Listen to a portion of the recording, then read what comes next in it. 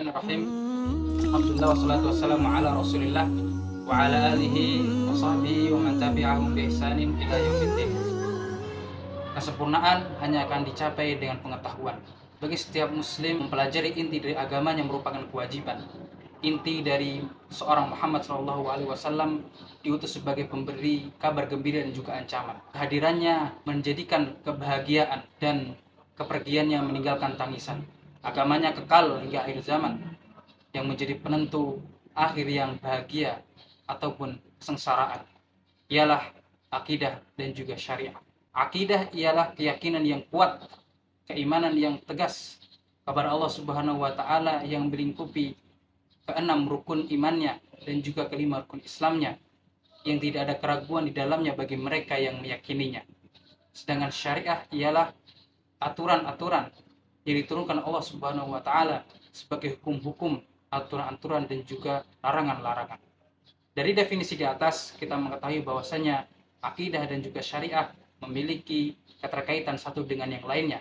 Dari segi bahasa, akidah dan juga syariah memiliki makna yang berbeda ketika ditempatkan di penempatan yang berbeda. Apabila akidah dan juga syariah ditempatkan di tempat yang terpisah, maka maknanya ialah agama secara keseluruhan. Dan apabila diletakkan di tempat yang sama, maka bermakna akidah adalah keyakinan, sedangkan syariah ialah hukum-hukum, aturan-aturan dan juga larangan dalam Islam. Adapun secara makna, sangat menarik yang diutarakan oleh Al-Imam Muhammad bin Nasr Al-Marwazi dalam kitabnya As-Shalah. Beliau berkata, ialah perumpamaan iman dan amal seperti kolbu dan juga badan. Tidak akan terpisahkan keduanya. Tidaklah ada orang yang memiliki badan yang hidup, namun tidak ada kolbunya. Juga tidak ada orang yang memiliki kolbu tanpa badan. Maka keduanya itu adalah perkara yang berbeda, namun hukumnya sama. Sedangkan maknanya berbeda. Perumpamaan keduanya juga seperti biji yang memiliki luar dan dalam. Keduanya tetap dinamakan biji yang satu. Tidaklah dikatakan dua, karena sifat kedua yang berbeda. Maka demikian juga amal-amal Islam dan juga ajaran-ajaran Islam ialah iman sebelah luar, yaitu termasuk amalan-amalan badan. Sedangkan iman ialah Islam belah dalam, yang termasuk juga adalah amalan-amalan hati. Dari kitab Al-Iman karya Syekhul Islam Ibnu Taimiyah. Dalam sejarahnya, keduanya memiliki perbedaan yang sangat jelas. Akidah tidak ada perbedaan dari masa ke masa, dari nabi ke nabi. Semuanya menyeru kepada satu hal, yaitu tauhid dan meninggalkan syirik. Sebagaimana Allah Subhanahu wa taala berfirman, "Wa laqad uhiya ilaika wa ilal ladzina min qablik lan asyrakta la yahbatanna 'amaluk wa la takunanna minal khasirin." Dan sungguh telah kuwahyukan kepadamu dan juga orang-orang sebelummu, sungguh jika engkau berbuat syirik, maka gugurlah seluruh amal-amalmu dan kau termasuk orang-orang yang merugi. Quran surat Az-Zumar ayat 65.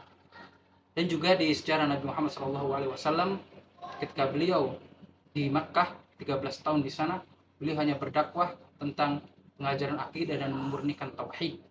Tidak ada syariah yang turun kecuali salat. Adapun syariah, dia memiliki perbedaan dari masa ke masa. Seperti contohnya syariahnya Nabi Musa alaihissalam. Ketika seorang terkena hadas di pakaiannya, maka dia harus memotong dan membuangnya. Sedangkan syariat Nabi Muhammad SAW cukup dengan mencucinya.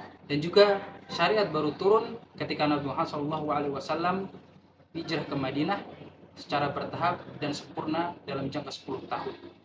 Lantas, kenapa kita harus mempelajari keduanya? Sebagian apakah kedua hal tersebut?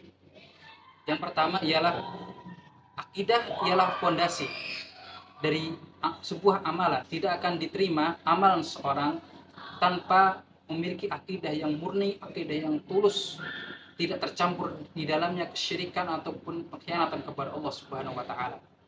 Sedangkan syariah ialah hukum-hukum dan juga larangan yang menjadi pedoman yang sempurna bagi hidup manusia, yang akan menyelamatkan dia di dunia maupun di akhirat, dan itu bentuk rahmat Allah Subhanahu wa taala kepada hamba-hambanya.